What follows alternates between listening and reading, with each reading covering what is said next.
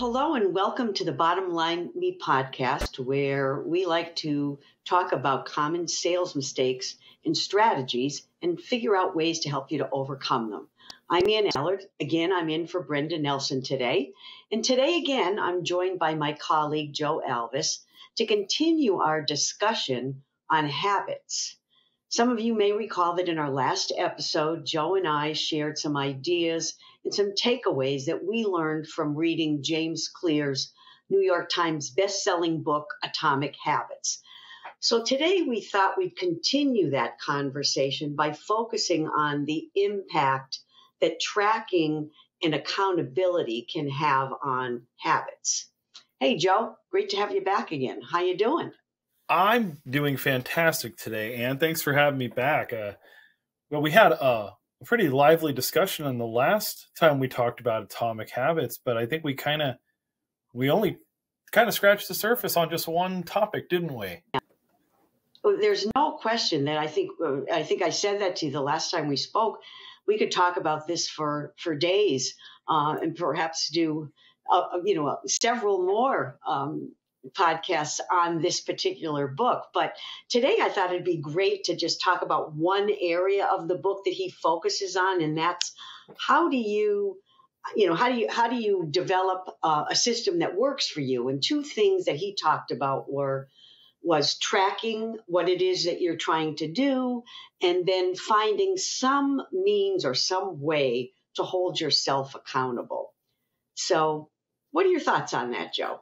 I mean, I couldn't agree more. I mean, to touch back on to last time's topic of you have a habit that you want to make or break, and tracking and accountability, much like building a habit, it's like a goal, right? I have a goal to build this habit. I have a goal to break this habit. Well, the funny thing about goals is it's great. Dream up a goal, put it on paper. How do you get there? Is where people always get off track. Mm-hmm. And that's, I think, a very logical next step in our conversation is, okay, great. We have a habit we want to build. How do you track it? How do you stay focused on it? How do you keep going when you're trying to accomplish a goal or a habit? Oh, that is the question, isn't it?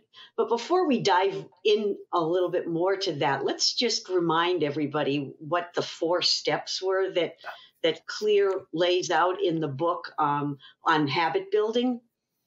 That's a great idea. Let's not just dive right.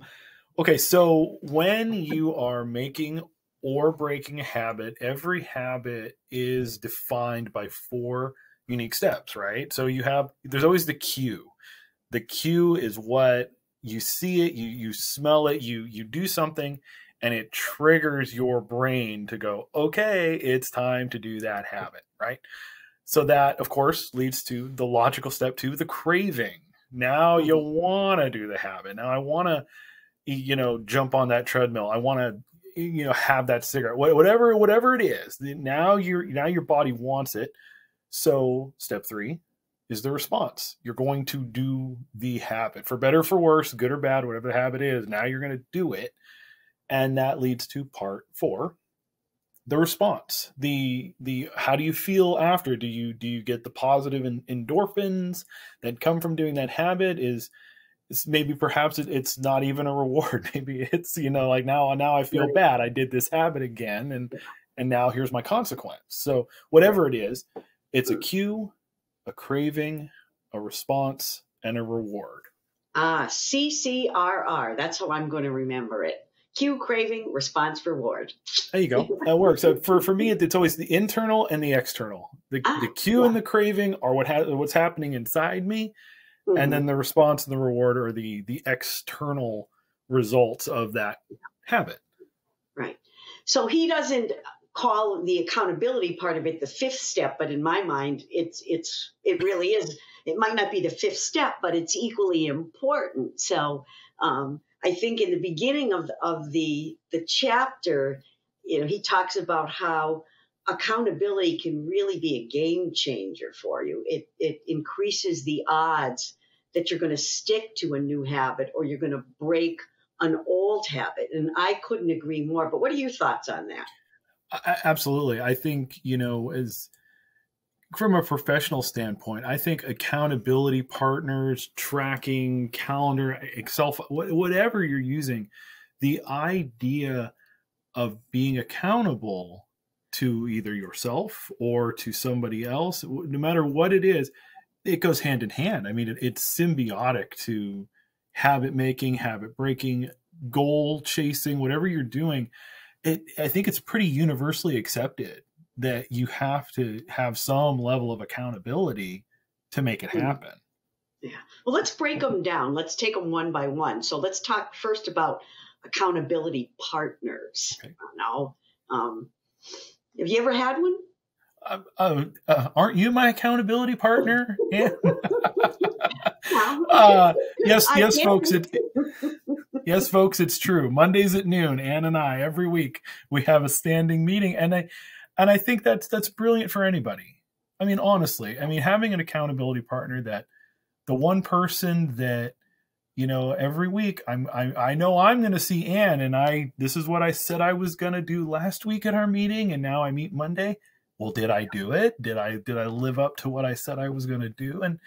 And that I can't begin to speak to the value of having somebody like you in my life, Ann, but for anybody, you should have somebody that just kind of keeps you on track. But don't get me wrong. I think accountability partners, they come in two categories. Some are voluntary and some are involuntary. Do you know what I mean? Yeah. Yeah. So what do I mean by an involuntary accountability partner? You're reading my mind. I was just going to ask you that question. Well, I beat you to the punch. An involuntary accountability partner might be your boss.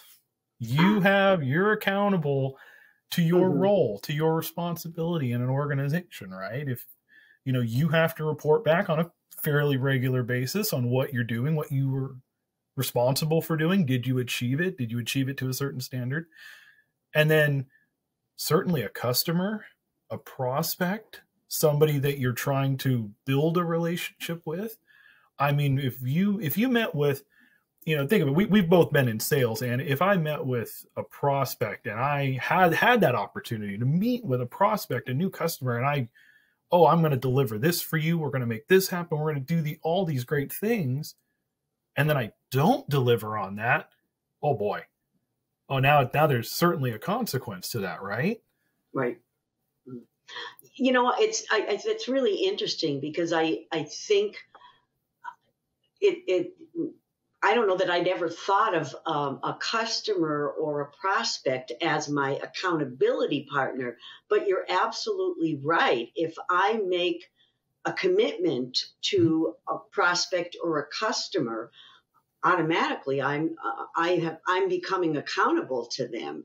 And I think it might even be a great idea to even make that verbal to them and say, now you're my accountability partner. I'm going to get back to you on Tuesday and let you know what I found out about whatever it is that perhaps we might be talking about. So that's really interesting. Yeah. I think it plays into what, the point that James Clear makes with, building habits is so often they're subconscious. Once you say it out loud, here's how we make a habit, 4 steps. Right. When I say to myself, I am accountable to my boss, to my company, I'm accountable to my customer, to my prospect, to anybody really. Once you make it conscious, now you have that responsibility. You've made that commitment. Right. So that is really involuntary, almost, accountability partners. And I think, as you mentioned, that you and I have a standing call every week. And I think when we first committed to that, I don't think that either one of us thought of it as an accountability call, but there's no question. And it works both ways. I'm accountable to you when I'm talking with you as well. I'm responsible to show up. I made a commitment to be there. If I told you I was going to do something or find something out or work on something, then I'm just as accountable to you as you are to me. So it it's a two-way street. And it was done without us consciously, naming it as an accountability call, but in fact it is. But so I guess where I'm going with this is sometimes we intentionally want to look for that accountability partner, and other Absolutely. times it sort of just, organically turns into or grows into something like that. I mean, you're right. And I mean, and to speak to that, to speak to voluntary accountability partners, right? I mean, I'm a clear example of involuntary. We covered that, but you and I, as an example, as a voluntary accountability partner, though we didn't have, a contract, an agreement, and we'll cover that in a moment, folks. Don't worry. But when we talk about, hey, Monday at noon, how about we start our week off? Let's just check in with each other. What are you working on this week? Maybe I can help, a different perspective, a sounding board, give you some ideas, help you see the blind spots. We do that for each other. And I think the beauty of it, and what a lot of folks, not just James Clear, but when you look at many other sources of, performance, right? Professional performance ideas, they talk about an accountability partner should be a peer, should be somebody kind of at the same level you're at. That way there's not really necessarily like a manager, right? There's a different hierarchy there. When it's somebody that's your peer, there's a level of empathy. There's a level of understanding that if I didn't, for whatever reason, deliver on what I said I was going to do, it's not your job to hold me responsible. There's a consequence. It's what could you do to get it right? You're that encouraging person who's going to encourage me to get back on track, and not necessarily you have a consequence tied to it. Does that make sense? It certainly does. And I also think that there are times when perhaps I want an accountability partner for something specific. So if I'm trying to improve a skill or develop some kind of a talent, or I might look to someone that is expert in that field and ask them to become an accountability partner. So there's lots of ways that you can design that relationship with someone, and figure out who is the best accountability partner for me based on what my habit or goal is in any given situation. And I certainly agree. I mean, and it is, for me, for my personality style, I love having somebody that I'm gonna see once a week, and we're gonna talk about this. And it's just how I like being accountable to a person, right? That, okay, I don't want to let you down. I don't want to waste your time. We meet, for an hour once a week. I want to come in prepared. I want to, in so many ways, hey, look, I did it. I want to show off that I did what I said I was going to do, and I achieved it.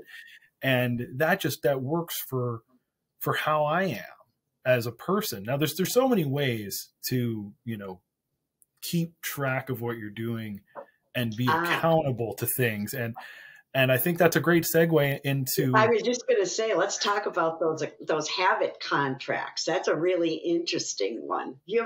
Have you ever signed a habit contract or created one? I can't say that I've ever written one out. I mean, James Clear talks about it very clearly. He's like, for some people, depending on who you are and what works to motivate you, hey, fill out, go on the computer, write out a contract. I will do X this many times a week, a day, whatever habit you're trying to build, whatever you're trying to do, and print it out, sign it, keep it handy, make a contract with yourself or with somebody else.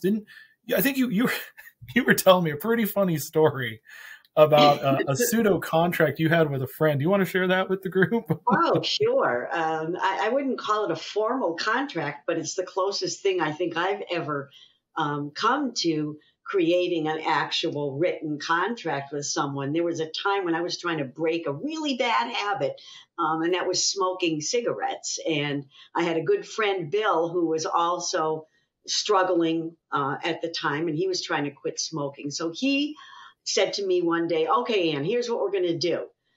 We're both going to agree that we're not going to smoke anymore. And the first person that lights a cigarette has to pay the other person $1,000. That's an expensive cigarette. Well, and this, it would be, a really expensive smoke. There's no question about it. I mean, Bill even went to the point where he said to me, "Okay, write the check out. You don't date it or don't sign it, but just, make sure that that I can see it and that it's there." So, in some ways, I guess it was. A formal written contract. I'd say so. I'm happy to report that we both finally gave up smoking and nobody got $1,000 out of it. But but you're so much better for it. Well, but I do think that the fact that I made the commitment to him, and I was willing to, although I'm not sure how really willing I was to actually sign that check, but I like to think I would have done it had I broken the deal.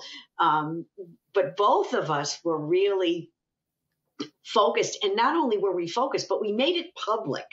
We were both working in the same area.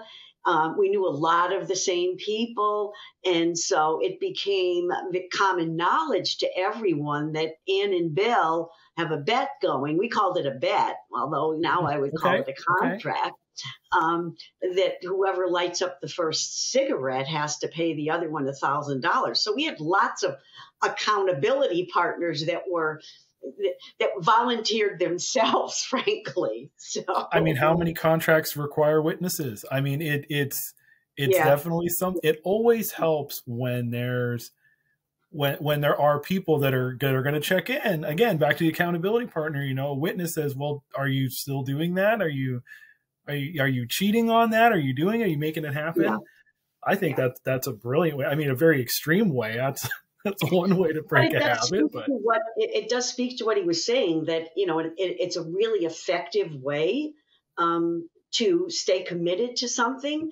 And adding the social component to it where others seem to know it, making it public, even made it more difficult for either one of us to be the first. Neither one of us liked to lose either. We both were well, that helps. People that always wanted to win. So there was no way that we were going to give in. And if I had given in, as Clear says, when you make something public, it can become really painful if you don't follow through. And that's exactly what would have happened to me. And I think to Bill as well. It would have been really painful for one of us to have to admit to a group that we didn't keep the contract, or we broke the deal, So there's a theme there, right? So when you look at accountability partners, when you look at voluntary and involuntary, when you look at contracts, so the response, not the response, the reward at the end is actually a consequence, right? Like if I have an accountability partner that I'm not keeping that date and time, I'm not showing up, or I'm showing up every week, but I have nothing to report. I'm not doing what I say I'm doing.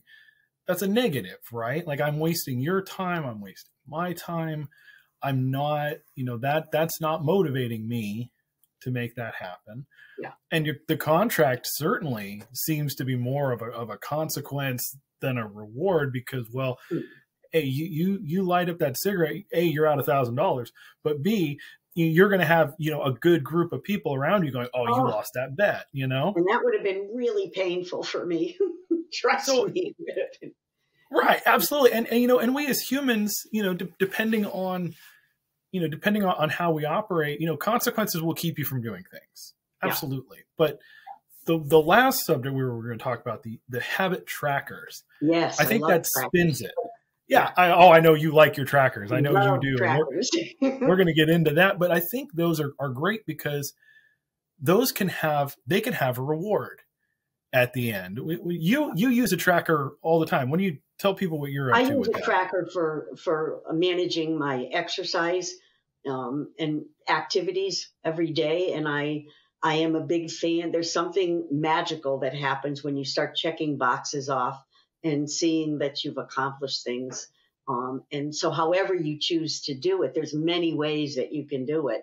But I just have a simple Excel spreadsheet that I print out every week, and I check off what I've done. And then I begin to compete with myself even a little bit. And I think, well, I did 6 things yesterday and so today I'm going to do 7, or vice versa. If I'm trying to break a habit, it's, do less of it than more of it the next day. So you can kind of adapt it to whatever it is that you're trying to work on, whether it's create a new one or, or lose an old one, break an old one. So there we go. Yeah. You're right. Like, okay, I've gone 30 days without this bad habit, or yeah. I've committed to this good habit. I've done that for 30 days. And the beauty of tracking that, of staying on course is, okay, let's say you work out for 30 days. I stuck to my diet for 30 days. Let's spin it to business, right? Okay, I came into work every day and I made, 10 phone calls a day to prospects. I visited somebody, whatever you're doing, whatever impact activity you need to do every day. Yeah. If you can do that for X amount of days, maybe there's a reward at the end of that month or quarter or whatever it might be that you did great. Treat yourself, do something, make it worth chasing, the pot of gold at the end of the rainbow, as they say. Right. Well, and I think, that example, is great to think about, regardless of which way you want to be held accountable, whether it's you want a partner and you tell that partner that I'm going to make 10 calls today and then I'm accountable to that person, or I don't know if you need to write a contract, but you might tell a colleague or post something in your office that shows that, now you've done double duty. You've got a contract and or a tracker. So the contract part of it is that it's public. Everybody can see that you are working on making 10 phone calls. And for you, there's the beauty of being able to check all those boxes off. And the reward is the accomplishing the goal. There's no question. So, yeah. Well, I think, to sum a lot of that up is it doesn't have to be one thing. I mean, just because for my personality style, I like talking to you every Monday and say, here's what I said I was going to do. But that doesn't exclude that I have a to-do list on a whiteboard right here in my line of sight that, okay, this morning I made a plan. I have a strategy. Here's what I'm going to do today. And I check those off because you can, again, whatever keeps you in the lanes on the road is what you need to do. Exactly. And I think, it also can be that for different habits, a different methodology or system might work, where some things I might need an accountability partner and others, like my exercising, I'm good with just keeping track of it myself. But if I'm trying to develop a new skill or make sure I follow through on something, I might want someone that I am being held accountable to. I might need somebody to say, okay, I said I was going to do this on Tuesday at 2, and I'm going to report back to you whether or not I've done, that I've accomplished whatever it is I said I was going to do. So I think it can be, you can mix it up too, depending on what it is specifically that you're trying to do. What kind I of agree. And break? Yeah. And like I said, when it comes to, habit building, make it known, make it conscious, get it out of your head and get it into the real world. Yeah. And that right there is what's going to help you get it done. Whatever method you choose, just make it verbal, make it a reality. Use whatever method you have. There are methods out there, folks. There's accountability, there's trackers, there's contracts. Whatever you need to do, just do it. Exactly. Well, I think that's a good way to come to close, because it looks like we're just about out of time for today. We are. Joe, thanks again for another great conversation. I kind of guess the bottom line today for our audience would be that if you haven't read Atomic Habits, we certainly want to encourage you to check it out, or even to visit James Clear's website, where you'll find a bunch more information and even some great tools and resources. I think there's even a habit tracker that you can download right on his website, if I'm not mistaken. You are absolutely right. And you know what? It's all free. Just go in, give him your email, but trust me, there a lot of the tools that he mentions in the book are free to download and use on a daily basis. Right. Well, I think the other bottom line today would be that if you're trying to break a bad habit or to develop a new one, find an accountability partner or a method that will help you to accomplish whatever that goal is. So thanks again, Joe, for joining me, and thanks to our audience for joining us today.